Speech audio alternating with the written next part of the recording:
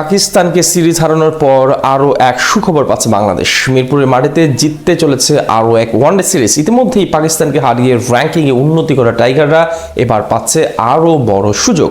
মিরাজ, শান্ত, লিটনদের কল্যাণে বিশ্বকাপে সরাসরি টিকিট পাওয়া নিয়েও কমতে যাচ্ছে দুশ্চিন্তা। তবে আসন্ন সিরিজকে সামনে রেখে কি এমন সুখবর পেতে চলেছে বাংলাদেশ, তার বিস্তারিত প্রতিবেদনে।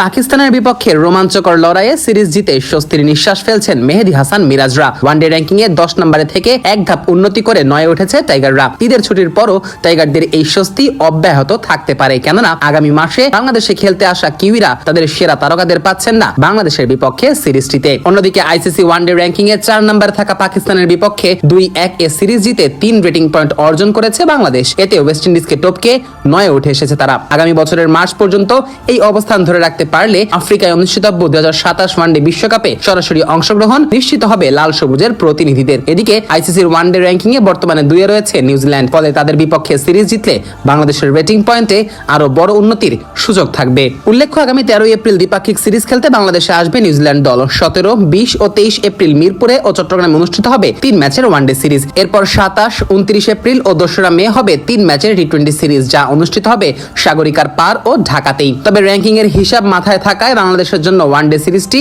বেশ গুরুত্বপূর্ণ। পাকিস্তানকে হারিয়ে ফুরফুরে মেজাজে থাকা বাংলাদেশ ঘরের মাঠে কিউইদের বিপক্ষে ফেভারিট হিসেবেই মাঠ নামবে, কারণ আইপিএল ও পিএসএল চলাকালীন সময়ে অনুষ্ঠিত হতে যাচ্ছে দ্বিপাক্ষিক এই সিরিজটি। আর এই দুই ফ্র্যাঞ্চাইজি লিগের কারণে নিউজিল্যান্ড তাদের প্রথম সারির 10 ক্রিকেটারকে পাচ্ছেন না আসন্ন এই সিরিজটিতে। র্যাঙ্কিং এর উপরের দিকে থাকায় এই সিরিজ হারলেও নিউজিল্যান্ডের বড় কোনো ঝুঁকি নেই। তাই ব্ল্যাক ক্যাপসরা সাধারণত ক্রিকেটারদের এসব দ্বিপাক্ষিক সিরিজ খেলতে বাধ্য করেন না, বরং ফ্র্যাঞ্চাইজি লিগে চুক্তিবদ্ধ খেলোয়াড়দের অনাপত্তিপত্র দিয়ে নিজেদের যোগ্যতা প্রমাণের সুযোগ দেয় তাসমান পারের এই ক্রিকেটীয় পরাশক্তিটি। বাংলাদেশের বিপক্ষে সিরিজে তাই দেখা যাবে না আইপিএল এ থাকা অধিনায়ক Mitchell Santner, Rachin Ravindra, Glenn Phillips, Tim Seifert, Finn Allen, Kyle Jamieson, Jacob Duffy ও লকি ফার্গুসনকে। এছাড়া পিএসএল এ ব্যস্ত থাকায় দলে থাকছেন না মার্ক চ্যাপম্যান ও ড্যারেল মিচেলও।